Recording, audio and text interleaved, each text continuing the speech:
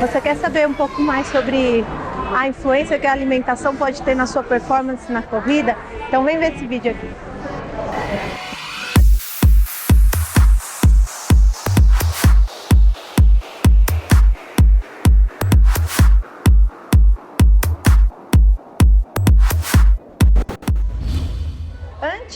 Alguns dias antes de uma prova longa, que vai durar mais de uma hora e meia, uma meia maratona, uma maratona, a gente costuma falar que a gente costuma usar uma estratégia de carb load, que acabam falando muito, que é aumentar muito a sua ingesta de carboidrato para aumentar os estoques de glicogênio muscular. Dessa forma, a gente retarda essa depressão de glicogênio muscular, evitando que você quebre no meio da prova, que você entre em fadiga, né? As causas de queda de rendimento durante uma prova é a queda de glicogênio muscular, desidratação e fadiga central, que a gente também vou explicar um pouquinho melhor depois. Para isso, uma das estratégias mais utilizadas é que você, 6 dias antes da prova, você diminua muito sua ingesta de carboidrato, comendo realmente muito pouco, quase um low carb, uma dieta da proteína.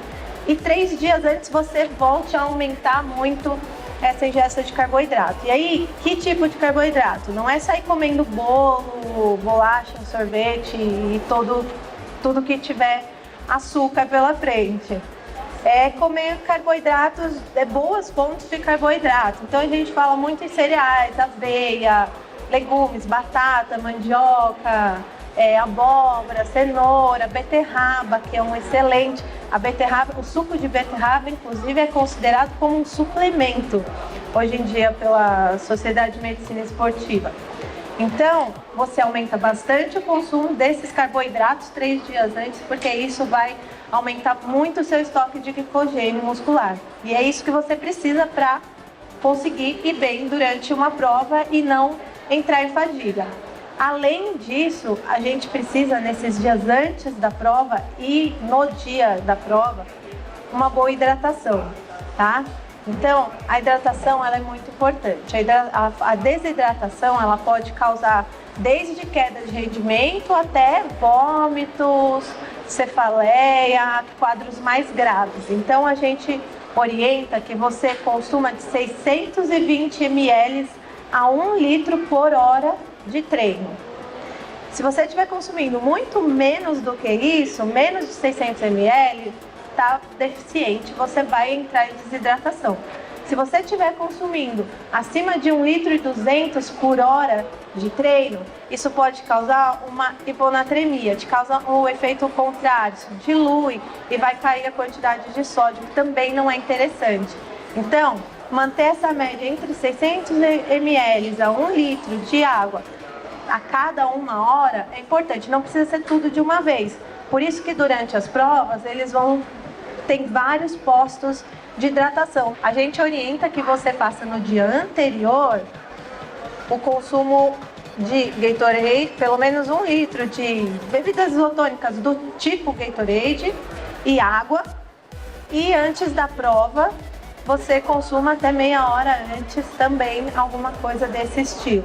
E é importante o treino, porque você não vai fazer isso só no dia da prova, você tem que testar isso nos treinos, porque algumas pessoas têm muito desconforto gastrointestinal juntando o gel de carboidrato com a bebida isotônica. Então, se você for descobrir isso no dia da prova, talvez vai ter uma surpresa desagradável e vai estragar sua prova, porque você vai ter que ficar no banheiro e não vai conseguir correr. Então, o treino durante os meses anteriores a uma meia maratona, uma maratona, ele serve para treinar também a alimentação e a suplementação. Tudo isso que a gente está falando, você tem que treinar, justamente porque pode funcionar para você e pode não funcionar para você, tá? Tem pessoas que vão muito bem usando o isotônico com o gel durante a prova e vão intercalando água com o isotônico, e tem pessoas que, se fizerem isso, vão ter dor de barriga e vão ter que parar no meio da prova. Então, é importante você treinar isso também nos seus treinos longos. Então, a gente falou, antes da prova, a atenção maior, né? Carboidrato, hidratação e os eletrólitos. Agora, durante a prova, a gente precisa consumir, antes de esgotar os estoques de glicogênio muscular, um carboidrato. Aí que entram os géisinhos de carboidrato. Os géis fornecem de 20 a 22 gramas de carboidrato por sachêzinho, o que é suficiente para não deixar você esgotar o estoque de glicogênio muscular. O que acontece? Às vezes as pessoas demoram muito tempo para tomar esse gel. E aí você já esgotou o estoque de glicogênio muscular, não vai conseguir e você cai rendimento, diminui performance e você não vai conseguir repor depois. Não adianta ficar tomando gel, você já quebrou e aí foi um erro de estratégia nutricional. Então, normalmente, os estoques de glicogênio duram até 1 hora. Por isso que a gente fala para você usar o gel, usar o carboidrato, mais ou menos em 45 minutos, que é antes de esgotar totalmente, tá? Isso vai ajudar a não deixar nunca esgotar os seus estoques e você consegue manter. E o gelzinho é importante também, porque além de carboidrato, algumas marcas colocam eletrólitos, sódio, potássio, colocam um pouquinho de proteína, que ajudam na questão de hidratação também. Então, durante a prova, hidratação 600 ml a 1 litro por hora e o gel de carboidrato, mais ou menos 20 gramas a cada 45 minutos ou 8 quilômetros. Agora, falando de pós-treino, uma coisa que o pessoal foca muito é no carboidrato, mas as pessoas não prestam atenção na proteína. E isso é um erro grande de muita gente, né? Todo mundo que corre longa distância pensa muito no carboidrato, precisa comer carboidrato antes, precisa comer gelzinho de carboidrato no meio e carboidrato depois para repor o que eu perdi. Aí entra aquele pessoal que costuma falar, não, hoje eu fiz um treino de 20 quilômetros, eu vou sair daqui e vou comer hambúrguer, batata frita e um bolo. Isso não é o tipo de carboidrato e de proteína que o seu corpo está precisando naquele momento. A gente precisa, até meia hora depois dos treinos,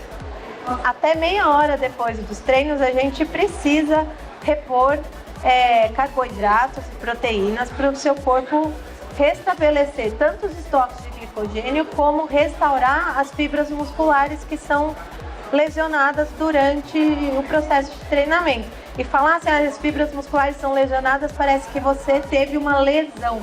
Não é isso. Toda atividade física causa microlesões nas fibras musculares. Isso é normal e é assim que você ganha massa muscular. Só que para você restaurar essa fibra muscular e formar novas fibras musculares, você precisa de proteína, precisa da matéria-prima para o seu corpo fazer. E é a proteína que fornece, que são os aminoácidos, tá? Então, você precisa consumir até meia hora depois dos treinos ou da prova, carboidrato de baixo índice glicêmico. Aí são aqueles carboidratos que são absorvidos mais rápidos. Aí você pode aproveitar da batata, do arroz, desse tipo de carboidrato. E proteína. E pode ser um franguinho, um filé de frango, uma carne magra, um peixe, que é suficiente, tá?